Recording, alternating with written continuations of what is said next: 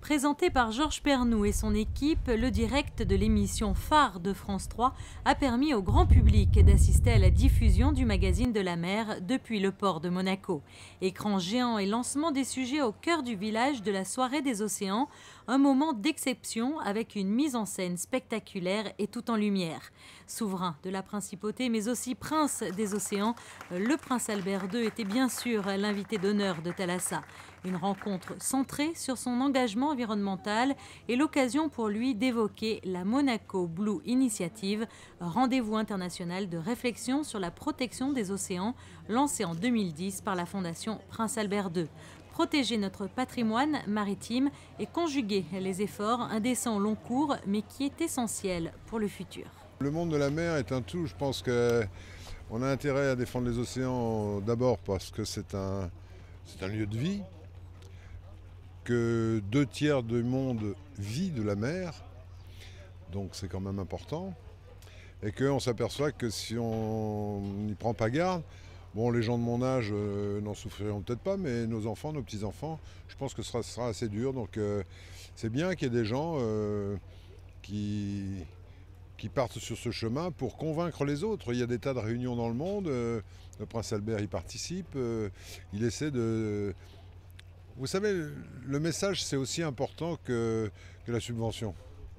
Et donc, les films que nous diffusons, les films que diffuse aussi Monaco à l'intérieur de ces structures, bon, sont des efforts importants pour faire avancer la chose. Parce que plus on sera nombreux à le comprendre, plus on arrivera à résoudre le problème.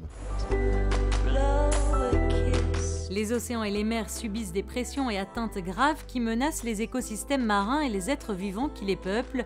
Une autre personne se bat au quotidien pour protéger les océans et ses habitants. Bien connu en principauté, le monégasque et apnéiste Pierre Frolla, 4 fois champion du monde, était lui aussi l'invité de Georges Pernou. Les enfants de l'apnée a été présenté sur Thalassa, un documentaire où Pierre Frolla fait partager aux enfants son amour de l'apnée et du monde marin en les emmenant en mer Rouge, plonger parmi les dauphins. Et en plus, il les décontracte. Ils sont capables de lutter contre eux-mêmes, contre leur peur. Et moi, j'ai trouvé que ce sujet était assez touchant parce que, vous savez, moi, j'ai été un mauvais élève et j'ai une phrase pour on n'oublie jamais un bon professeur. Lorsque j'étais tout petit, je regardais Thalassa. Il faut savoir que c'est une émission d'anthologie. C'est une émission qui non seulement a fait ses preuves, mais c'est l'émission phare des plongeurs, des gens de la mer. C'est une émission que tout le monde connaît en France, que tout le monde a vue au moins une fois dans sa vie. Et effectivement, pour quelqu'un comme moi, les gens de mon milieu, faire Thalassa, participer à Thalassa, c'est une consécration, c'est vrai.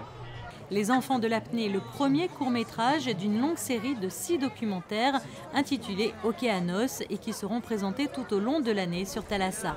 Pierre Frolla emmènera au mois d'août ses enfants sur l'île de la Réunion, cette fois nager avec les baleines. Ils devront aussi les photographier et tenir un cahier de bord pour les recenser avec un objectif bien précis. Les enfants deviennent les ambassadeurs de la Fondation Albert II. Ils vont, à leur âge, 9, 10, 11, 13 et 14 ans maintenant, devenir des ambassadeurs. Ils vont faire des conférences au musée océanographique, des conférences dans les écoles, des conférences aussi dans les universités, pour parler à leurs pairs, c'est-à-dire à des enfants de leur âge. Et c'est ça qui est très très important. C'est de pouvoir, à un moment, sensibiliser des enfants avec d'autres enfants. L'objectif final, emmener ses enfants nager avec le maître des océans, le grand requin blanc. Plusieurs sujets sur Monaco ont aussi été diffusés lors de l'émission de Thalassa. Monaco entre ciel et mer, le yacht show, le tour du monde du planète Solar arrivé à Monaco le 4 mai dernier et l'éradication de l'algue Caulerpa taxifolia.